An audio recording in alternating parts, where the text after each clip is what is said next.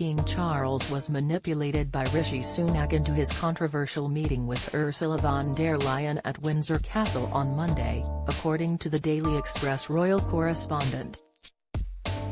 Richard Palmer gave his take on the decision on this week's Royal Roundup, where he argued there was a case for and against the King meeting with the President of the European Commission.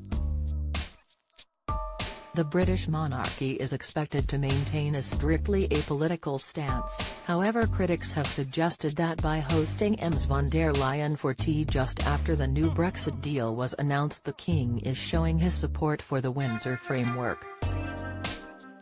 The Prime Minister and Ms von der Leyen gave a press conference in Windsor on Monday saying they had reached an agreement regarding trading between the UK and the EU in the current Northern Ireland Protocol.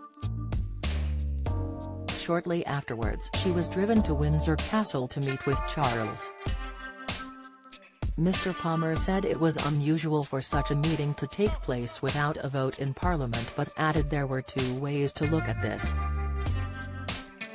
He said, "You could argue that if the PM of the day requests him to meet a world leader who is coming over here for some talks, then he's more or less under a constitutional obligation to do that. The King acts on the advice of his ministers, and you could argue, as others have argued, that had the King refused to do that, it might have been a bigger controversy and a bigger row." The case against the King is he allowed himself to fall in a trap and be manipulated by a PM who is trying to win support for a controversial deal. Mr. Palmer continued, "It was ultimately his decision and he could have privately said, 'I'm really sorry but I don't think I could do that.' It's a bit of an elephant trap for him."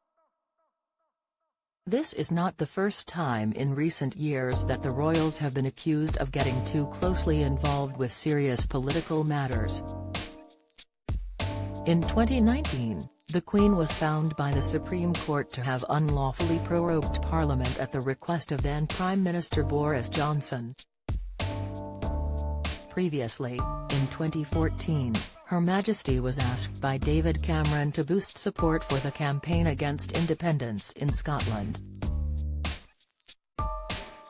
When asked if the King had been naive to meet Ms von der Leyen, Mr. Palmer responded, "He was trying to tread a very careful line but he probably made an error of judgment. He should have found a reason not to have met her at that stage."